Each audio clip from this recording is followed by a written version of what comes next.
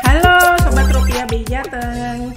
Kali ini kita akan membahas tentang program GNB Korkom Semarang, yaitu Bina Desa.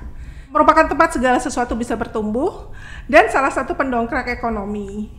Biasanya sekarang tempat wisata kan juga ada di desa tuh. Nah, sekarang anak-anak GNB pergi ke desa untuk memberikan pengalaman, belajar, berbagi pengalaman dan menambah pengalaman di luar kampus. Kali ini kita kedatangan narasumber Mbak Gita, pembina GNB Korkom Semarang, dan Mbak Andini, ketua GNB Korkom Semarang, untuk membahas gimana sih dan apa segala seluk-beluk Bina Desa. Yuk kita mulai. Kita butuh pembuka dari Mbak Gita sebagai pembina. Sebenarnya kayak apa sih GNB Semarang? Oke, thank you Mbak Evita. Ini kita ngobrol santai aja ya, karena kan podcast tuh pengennya yang santai-santai gitu ya, ngobrol-ngobrol yang down to earth gitu.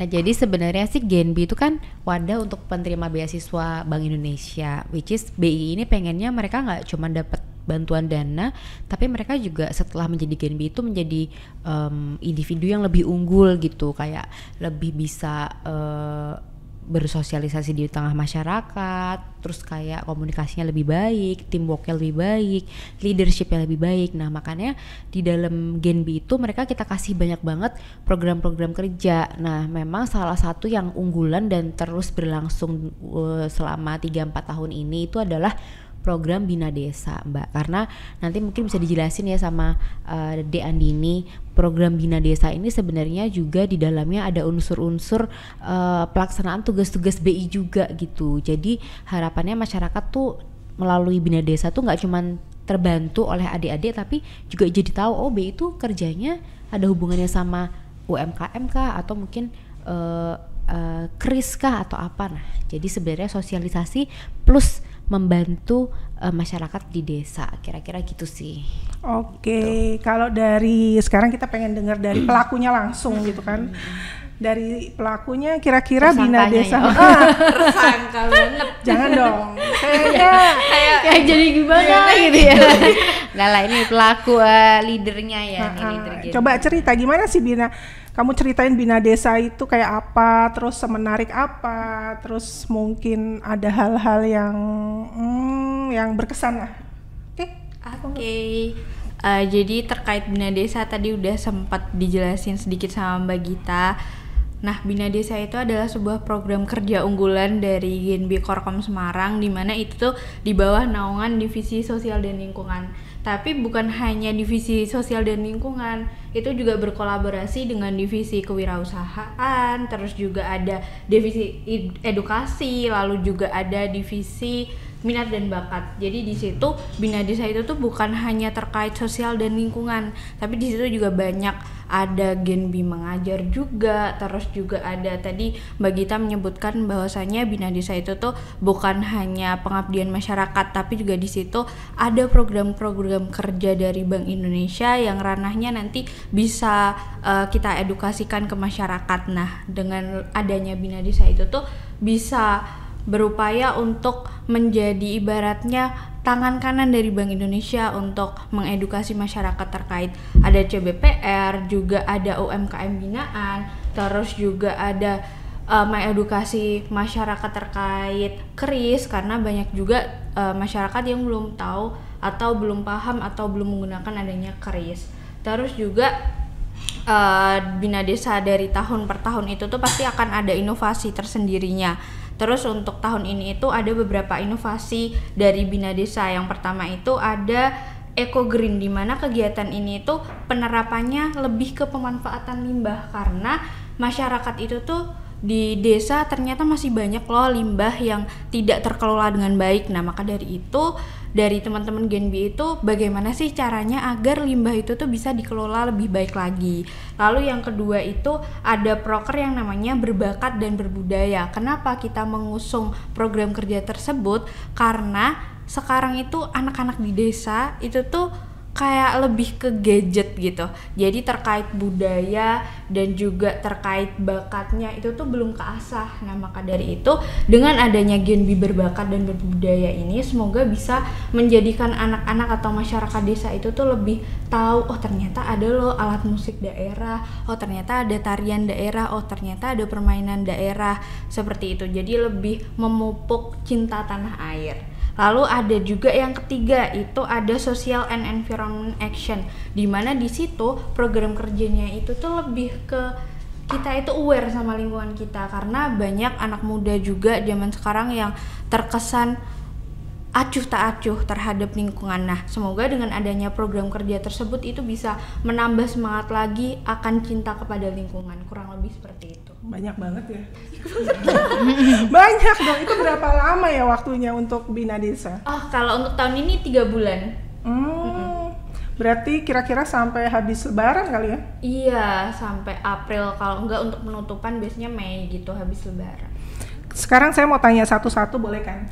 Kalau tentang eco green, yang tadi pemanfaatan limbah, sebenarnya limbah yang kayak apa sih yang dimanfaatkan di desa gitu loh? Terus habis itu kalau misalnya mereka dimanfaatkan, nanti hasilnya apa? Terus nanti mungkin sasarannya mau diapain gitu, ada nggak?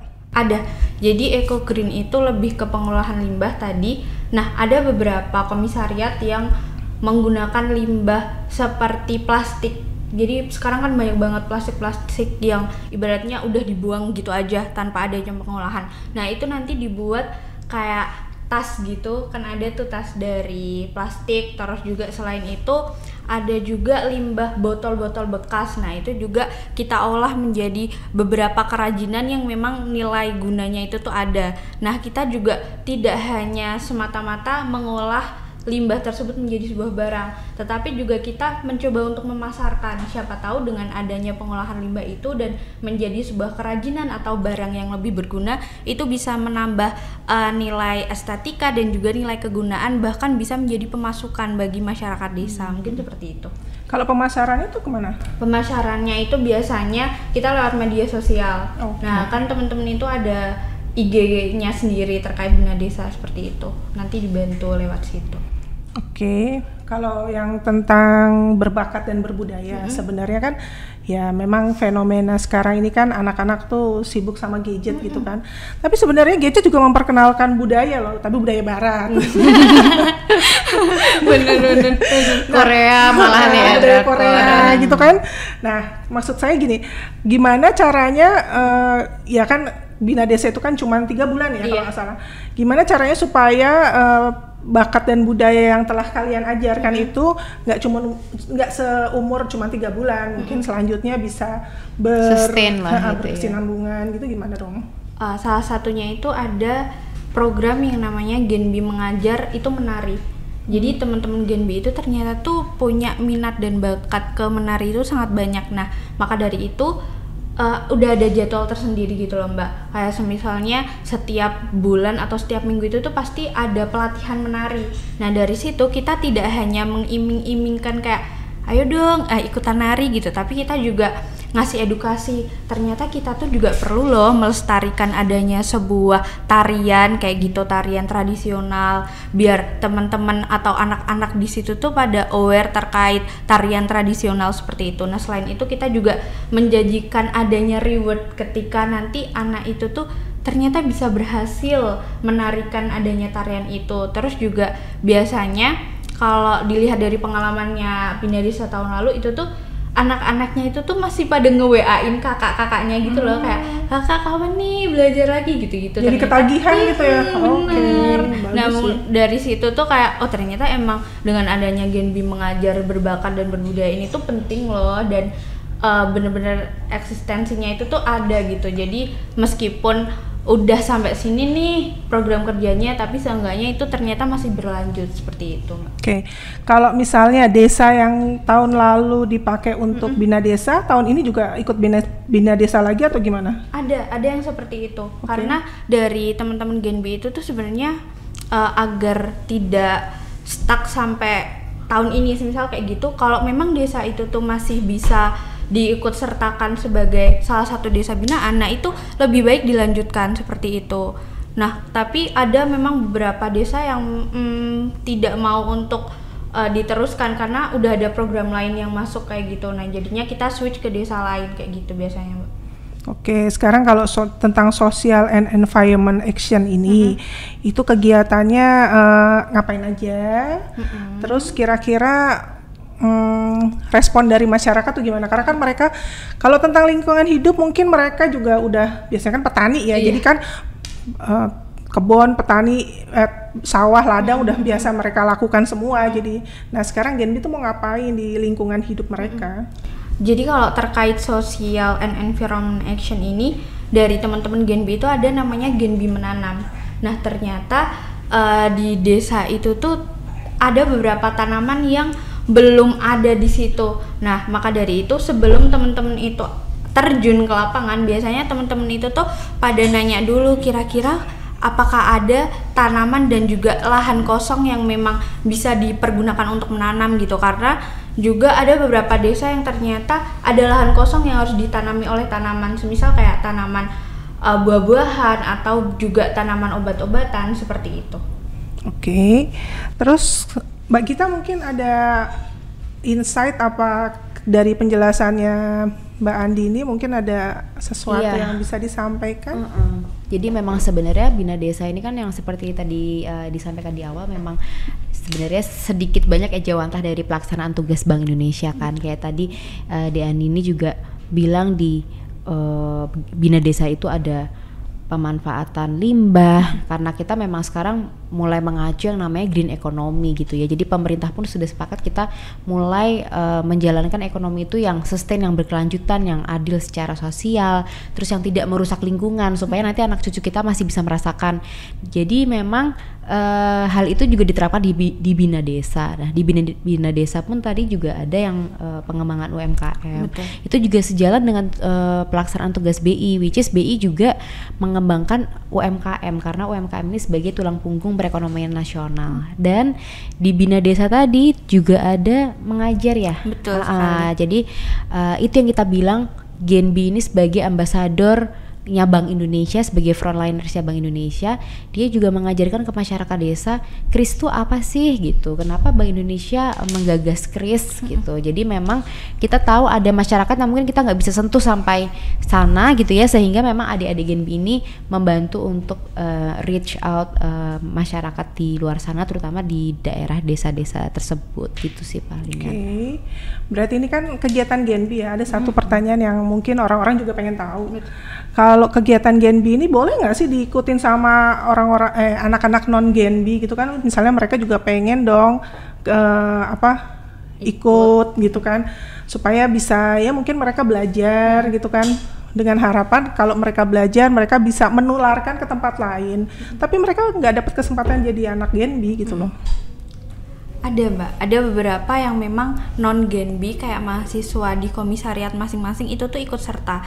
Jadi kita biasanya itu tuh berusaha untuk nggak hanya anak-anak Genbi aja nih yang berperan aktif, cuma kita juga ikut, ayo dong siapa yang memang mahasiswanya itu tuh bisa membantu di Bina Desa. Contohnya di sini kan Bina Desa itu ada yang namanya kita itu Genbi Health, jadi di situ ada donor darah, terus juga ada cek kesehatan. Nah biasanya dari teman-teman Genbi yang ada di masing-masing komisariat itu tuh kayak mengajak lembaga ataupun mahasiswa yang memang tupoksinya di situ. Seperti contoh itu ada kayak ibaratnya kalau di sekolah tuh kayak ekstrakurikuler gitu ya, namanya KSR. Nah di situ itu tuh kayak ibaratnya PMI gitu loh, PMI di sebuah universitas. Nah biasanya kita berkolaborasi sama mahasiswa yang ada di KSR untuk membantu cek kesehatan, terus juga donor darah. Nah donor darah ini biasanya juga dibantu sama PMI. Jadi ibaratnya Bina Desa itu tuh bukan pure anak-anak Genbi semua, ternyata mahasiswa lain itu tuh bisa kok kalau mau berkolaborasi sama Bina Desa di Genbi gitu. Oke. Jadi hampir sama-sama KKN sebenarnya. Hampir sama, cuma ada bedanya. Apa dong? Kalau bedanya biasanya kan KKN itu ada rumah penginapannya gitu kan Mbak. Nah tapi kalau di Genbi itu tuh enggak. Jadi meskipun kita 3 bulan tapi kita tidak yang stay di desa tersebut. Jadi kita itu konsepnya adalah kegiatannya itu per minggu. Jadi misalnya nih di komisariat A ini setiap hari Minggu itu tuh ada kegiatan, nah kayak gitu. Tapi kalau KKN itu kan biasanya stay di situ. Biasanya juga kalau KKN itu tuh kayak hanya 1 bulan atau ada terkait ketentuan dari kampus itu kan berbeda, ada yang 1 bulan, 2 bulan, bahkan 3 bulan. Tapi kalau di Bina Desa ini kita selama 3 bulan dan emang tidak stay di situ seperti itu. Kalau KKN biasanya sebulan, atau ada cinlok ya. Nah, iya. Benar. Apalagi 3 bulan kan, langsung ya. Itu titipan dari salah satu teman humas. Tanyain itu bisa cinlok nggak? Bisa berminat ikut ya. Dia ini kayaknya punya memori sendiri. Makanya dia tanya kalau KKN bisa cinlok, kalau Bina Desa 3 bulan langsung kali ya cinlok ya. Mungkin Mbak Gita ada pertanyaan apa gitu mungkin? Mungkin lebih ke pengen tahu, tadi kan udah dijelasin semua programnya ya. Cuman pengen tahu sih challenge-nya sebenarnya pasti ada banyak gitu. Banyak. Pengen dong diceritain challenge yang ya ini realnya kayak gini nih ketika dilakukan, karena kan pasti nggak semua masyarakat di desa itu bisa langsung menerima kan programnya kita. Itu seperti apa? Mungkin dong diceritain ada cerita-cerita yang lucu mungkin gitu. Apa mungkin kayak KKN di desa penari gitu kan ada yang horor gitu kan? Jangan. Kalau untuk ibaratnya hambatan atau challenge terbesar dari Bina Desa, yang pertama itu sebelum kita terjun kita pasti mencari desa yang memang ada untuk kriteria Bina Desa itu tuh, nah itu sangat sulit. Apalagi di daerah Semarang ini itu kan lebih banyak kelurahannya dibanding desa. Nah itu jadi ada beberapa yang memang desanya itu tuh yang pelosok banget, jadi untuk menjangkau itu tuh agak jauh. Lalu juga yang kedua, misal kita udah dapet desa yang oke banget nih, udah ada kriterianya, udah memenuhi, tapi ternyata masyarakat dan juga pemerintah di desa tersebut itu tidak welcome sama kita.